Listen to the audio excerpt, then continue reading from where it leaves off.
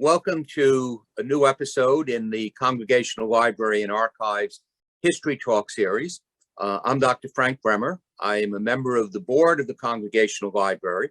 And with me today is Dr. Randall Balmer, who is the John Phillips Professor of American Religion at Dartmouth College and the author of over a dozen books on various aspects of American religion, particularly American evangelicalism. He recently published Bad Faith, Race and the Rise of the Religious Right, which we're going to be talking about today. And Dr. Balmer, I'd appreciate it if maybe you could get our viewers started by telling us a little bit about what the book is about and why you felt it important to write it.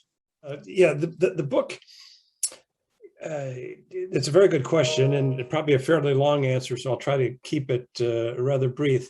But it began with my interest in the mobilization of evangelicals into politics in the 1970s. And I was, at that time, I was a student at an evangelical college and actually went on to work at an evangelical seminary and was also doing a master's degree in church history simultaneously.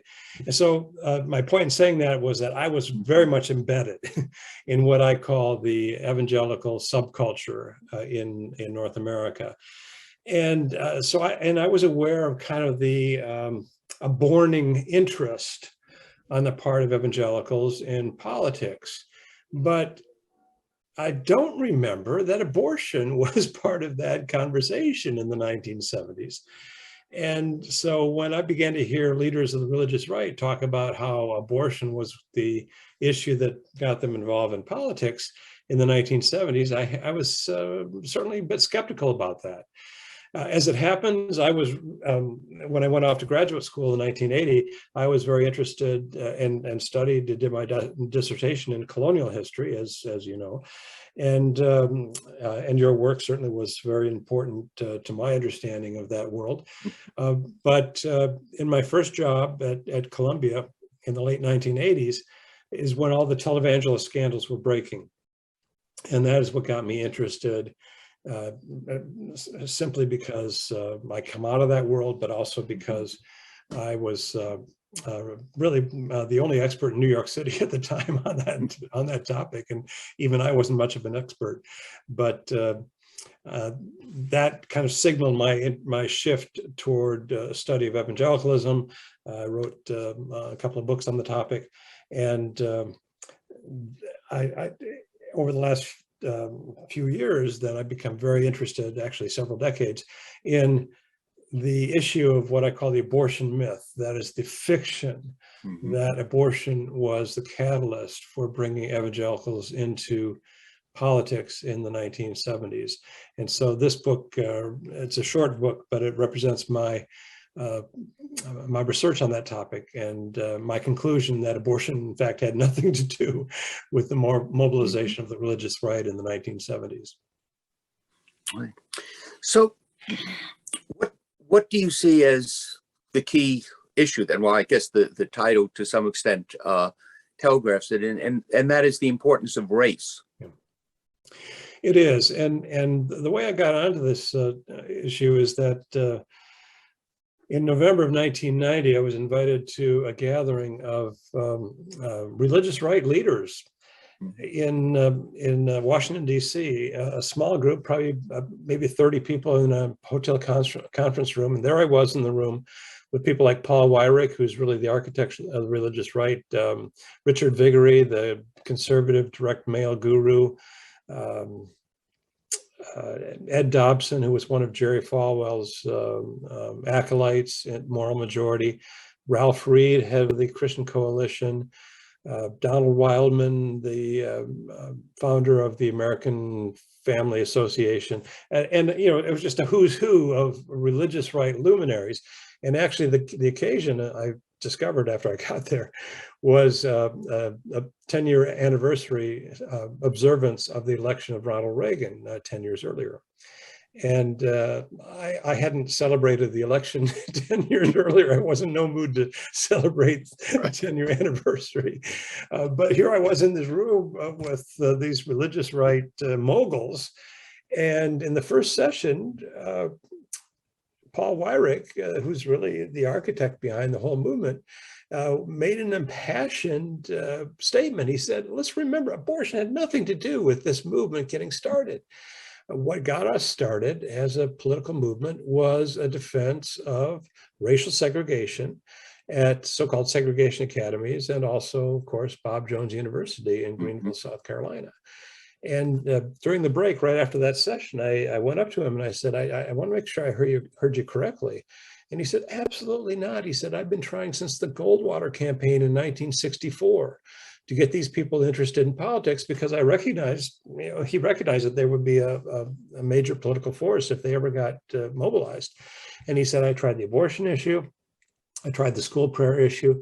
I tried the women's rights issue in opposition to the Equal Rights Amendment. I tried the pornography issue.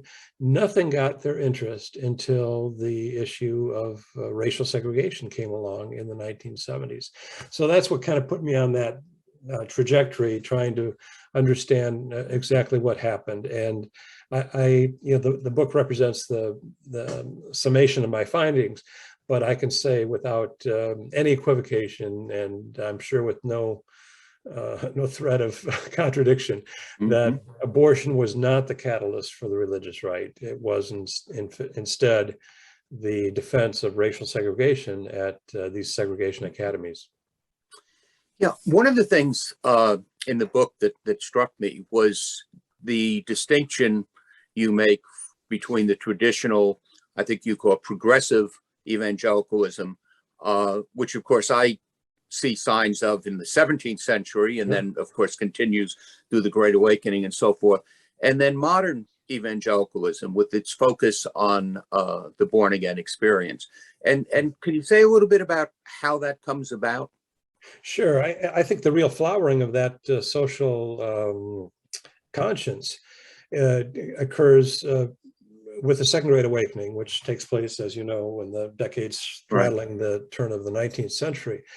And at that time, and Charles Finney, I don't think there's any debate that Charles Finney is by far the most consequential, influential evangelical of the 19th century.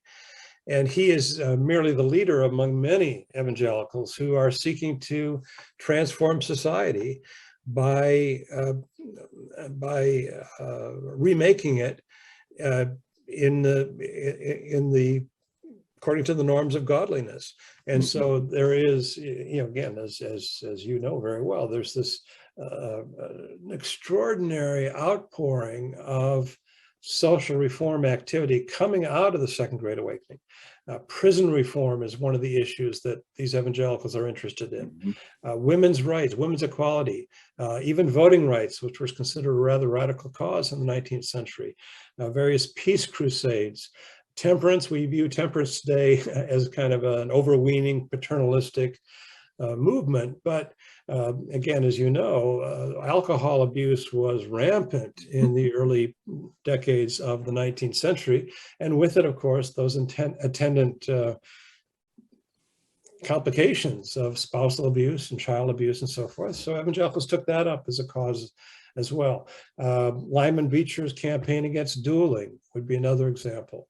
The whole common school movement, what we call public education or public schools today, evangelicals were very active in that. They weren't the only ones, but they were very active in that as well, because they understood that education was the key, particularly for the sons and daughters of those who were less fortunate, so that they could become upwardly mobile and join the middle class, essentially.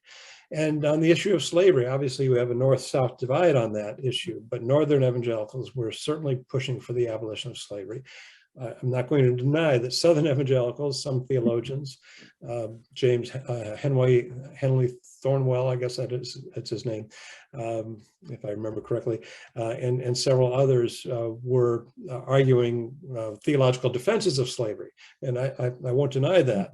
But if you look at the overall record, the overall agenda of evangelical social reform in the 19th century, which really in many ways set the agenda for the entire nation, it was bent toward those on the margins of society, those that Jesus called the least of these, when he asked his followers to care for the least of these. If you would chart evangelical political activity in the 19th century on a kind of contemporary political spectrum, and I know there's always that's a fraught enterprise, I understand that, but they would unmistakably lean toward the left of the political spectrum. And I guess I want to put another caveat in there to say that some of their efforts were ham-handed and probably paternalistic or even colonialist by today's standards. But again, if you look at the overall record, it's very different from the agenda of the religious right in the 20th and 21st centuries. Yeah. How do you deal with the sort of sense that I know I sort of encounter, that when you want to talk about these people, going back to the Puritans and the groups in the First Great Awakening, the Second Great Awakening, and you use the term evangelical, so much of the contemporary understanding of evangelicalism alters the way people are going to react to those earlier figures. Sure. No, there's no question about that. And I think that in many ways, much of my work, I suppose, over the last several years or even decades, has been trying to correct that misimpression. Today, as you say, people hear the term evangelical and they immediately think religious right. Well, that's certainly part of it, and I have to acknowledge that. There's no denying it, but you have a much different picture if you look at it through a historical lens, rather than looking at it through contemporary eyes. And that's part of the argument that I'm trying to make, at least indirectly, is that here you have a movement that really is quite distinguished throughout American history, again, as you know very well, and to see it contorted into a political incarnation that really represents, I think, an utter denial, not only of this noble legacy of 19th century evangelical activism, but also, I would argue, of the New Testament and the teachings of Jesus. I mean, Jesus was pretty clear in Matthew 25 about how his followers would enter the kingdom of heaven, and they had to do certain things, and those things were directed toward the plight of those on the margins of society. I was struck by your discussion of the election of 1980 in the book, and of course it called to mind some of what you've written about Jimmy Carter in a separate work, which I think is grossly underrated or underappreciated. I think it's a wonderful book. But in some ways, this is a man who represented sort of a progressive evangelicalism, and yet was largely rejected by evangelicals in that election. Could you elaborate on that a little? Sure. That was one of the great puzzles that I was trying to figure out. And actually, I remember at the time, I mentioned earlier that I was very much embedded within evangelicalism and the evangelical subculture in the 1970s. And at the time, I couldn't quite figure this out. Now, we all have to acknowledge that Jimmy Carter's presidency was fraught. I mean, inflation was 20% or thereabouts. You had the Arab oil embargo that just devastated the US economy in the 1970s. You had the taking of hostages in Iran and so forth. So, I mean, there were other reasons that Americans and voters generally were disenchanted with Jimmy Carter, and I don't want to minimize that. But for evangelicals themselves to turn their back on a born-again Southern Baptist Sunday school teacher in 1980, who I would argue, and I'm prepared to argue, governed according to the principles of progressive evangelicalism. Now, although he was very careful not to traverse that line of separation between church and state. He was a good Baptist after all, right? That's where we get this notion of the separation of church and state, at least in part from the Baptists. He was very careful about that. But for evangelicals to turn their back so decisively against Jimmy Carter in favor of a divorced and remarried former Hollywood actor. Hollywood's not exactly known as a province of piety to evangelicals. Somebody who, as governor of California in 1967, had signed into law the most liberal abortion bill in the nation. And somebody who, as I really discovered in writing this book, really had much more of a racist pedigree than I had realized previously before writing this book. And that, at the time, it was a puzzle to me, and it's remained a puzzle to me in many respects until you begin to look into the real origins of the religious right, the gravitation toward Reagan with his racism. I think we have to say it plainly. I mean, there are more polite ways to say that, I suppose, but when you come down to it, this man was a racist. As again, juxtaposing that with the real origins of the religious right, that leap becomes, I think, a lot more decipherable than it was for me previously. Right. Could you elaborate a bit on how, in many ways, Black evangelicalism remains sort of separate, obviously, on the issue of race, but there really isn't a evangelical unity across the races. No, that's absolutely right. And I think that has to do with, the long and history, of racism in American society. And so you have this odd situation where you have, white evangelicals holding certain theological beliefs and Black evangelicals holding pretty much the same evangelical theology, but in part because of racism, they really grew and developed along parallel tracks rather than intersecting tracks. So, for example, within the Black church, and this goes back, of course, to the days of slavery, the notion of social activism or political activism was never an issue of contestation. Whereas for white evangelicals in the 20th century, up until the formation of the religious right in the late 1970s, it was an issue of contestation. Again, I'll be self-referential here for a moment, but I remember very clearly in my small evangelical college in the early 1970s, having these dorm room discussions about why evangelicals weren't involved in politics, and I was arguing for them to become involved in politics, and everybody else said, no, Jesus is coming back at any time, let's not worry about it, and that sort of thing. Little did I know, of course, parenthetically, that when they did become involved in politics, they went in the wrong direction.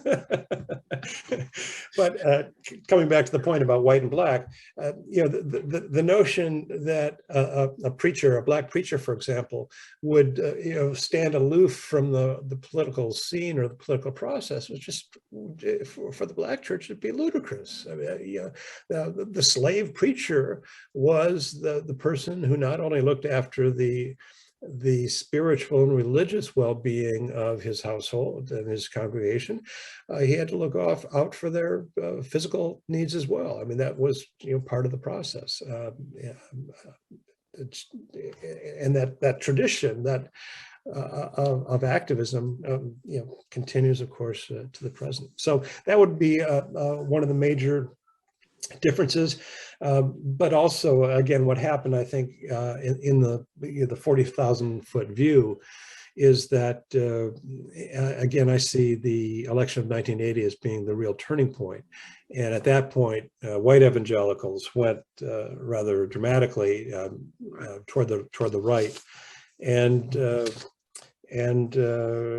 really disappeared into the maw of far-right Republican politics. Okay, maybe we can end with a more general question. One, I mean, I know I wrestle with, and it's a difficult one, but what What do you see as the importance of history, and particularly religious history, in our times and in times when authority is being challenged and truth is being denied and everything else? Oh, I mean, that's a great question. We could probably talk about this for hours, the two of us.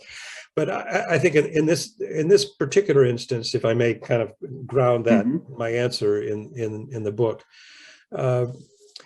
I want to be careful to say I'm not arguing in this book that all evangelicals, all white evangelicals, or everybody associated with the religious right is racist. I'm not saying that. I don't think it's true, frankly. But I also think history is important because we have to come to terms with the true origins of this movement. And there's no way to say it, to whitewash it. Maybe that's not the right verb to use here, but this is a movement that was born in racism, and it emerged out of racism. And you can now look at the religious right and say, well, they have all these other issues, including abortion, that they want to talk about. But the fact remains that this is a movement that has its roots in racism. And the analogy I use in the book is that you could build this beautiful building with all sorts of fancy appointments and filigrees and so forth. But if it's resting on rotten timbers, the integrity of the entire structure is compromised. And so what I want to say in terms of the importance of history is that it's very important to come to terms with our past. All of us. I mean, it's not just in this particular instance. The past is very important. I don't need to tell a historian that. And in this case, I think it's vitally important to understanding the course that the movement has taken, and also any possibilities for its redemption.